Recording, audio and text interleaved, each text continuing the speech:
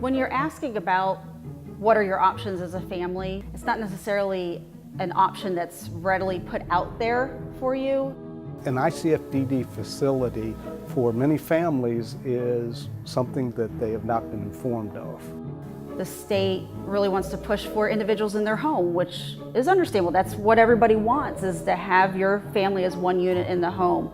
But there are exceptions to the rule where that's not the best option for a family. The strength of the oversight, ensuring that your loved one gets those services that they do need. They have round-the-clock assistance for them. The ICF was the family environment that we were looking for. Welcome to my new house. Intermediate care facilities for individuals with intellectual disabilities, or ICFs, provide health and rehabilitative services to individuals with intellectual disabilities in a protected residential setting. Florida currently offers over 2,000 licensed beds, including 6-bed homes, neighborhood clusters, 64-bed campuses, and 21 other variations, compared to about 30,000 individuals with intellectual disabilities who receive services through Medicaid waiver funds in their own homes. So they're not isolated away from the community, they're right in the middle of the community. And so that was another attraction for us. Individuals who reside in ICFs often require intensive therapeutic interventions. This is what sets ICFs apart from Medicaid waiver programs. These interventions may include physical, occupational, and speech therapy, specialized dietary services, specialized feeding, mealtime interventions or programs, adaptive equipment, positioning, environmental adaptations, and more significant nursing interventions. It has the strongest funding source of all of the programs for people with developmental disabilities, so that you can be insured in the future that there will be significant services provided in that facility for your loved one. It tends to, because of the stable funding source and because it does fund completely, including room and board, it is probably best for individuals that have more needs. ICFs also serve individuals with intellectual disabilities who are aging and fragile, who are experiencing dementia, Alzheimer's, and other infirmities of aging. ICFs keep individuals in their homes until it is no longer possible, and then will partner with hospice or other appropriate resources that can meet the needs of individuals served. An ICF is considered institutional care, and when we were considering this, I remember APD really went to great lengths to make sure that we understood that. And this is considered institutional care, but it's very homey. There are only 8 children in this facility, and they're not allowed to have any more than that. Everybody gets to know everybody on a first-name basis. A lot of the staff, what I'm impressed to see is they've been here for a long time. I don't see a lot of high turnover. The medical aspect of it, he had cancer as a baby. It was just nice to know that there was going to be somebody with a medical background looking at him or checking him every day, or a concern came up.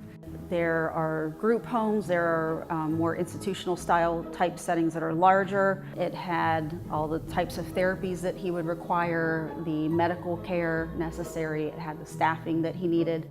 We kept him at home till he was almost 18, and he was growing, and we realized that we couldn't meet his needs as parents, because a lot of times we can't look outside the box.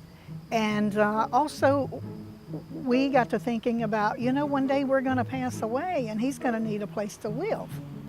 And if all he's ever known is living with you, that's going to be a lot harder on him to lose you than to have lived someplace else.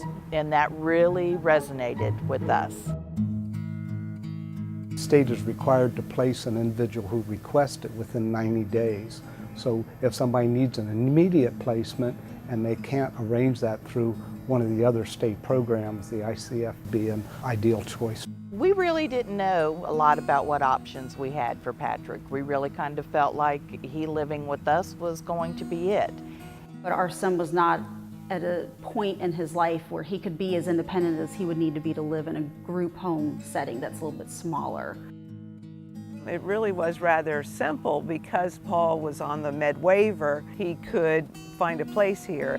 The biggest thing I think as a parent is to be informed of options that are out there. Talk to their sport coordinators and ask about the particular program, or even maybe contact an ICFDD provider directly and work with them for potential placement, and maybe even take a tour and see what it's like and see if it fits what they're interested in. It is a training environment as much as it is a residential environment. The individual in the facility must be engaged a good bit of the time in learning activities and have goals, such things as self-help skills, daily living skills, social skills, into being more independent and being able to possibly move out of the ICF. So you had the opportunity as a parent to choose the goals and objectives that you wanted your child to achieve. I love the fact that they keep him engaged in the community. That's very, very important to us. We're very big into being involved in community events. There's a parade or some kind of a celebration going on, we want him there. We want him connected to other people because it could be very, very easily for him to become isolated. We've had a number of individuals that have lived in our ICF and then have gone on to either a group home in the community or even into independent living. We have started to see him blossom.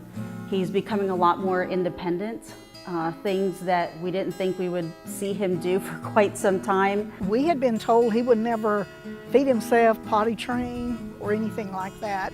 Paul has changed quite a bit, just physically. He's lost at least 30 pounds. He developed friendships within his own house. I've noticed that he is independent, and his teacher reports that he's becoming more independent, and so that's a huge thing. He has just reached levels of growth that we never really thought he would achieve under our care. His behavior is a lot more stable, and we're enjoying each other. We're not just being his caretakers, which was what we were becoming. We weren't parents anymore, we were just caretakers. We can now enjoy our son.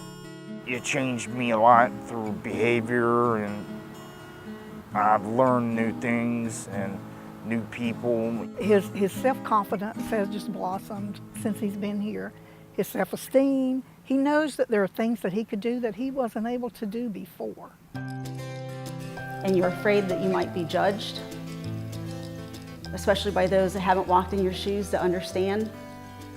It took a while until I really went public with talking about it for both me and my husband. Unless somebody asked, we didn't come out and tell them what we had done. And then finally, with the power of social media and modern age, I let several people know. And the overwhelming support that we received was immeasurable and helped us to know that we did the right thing.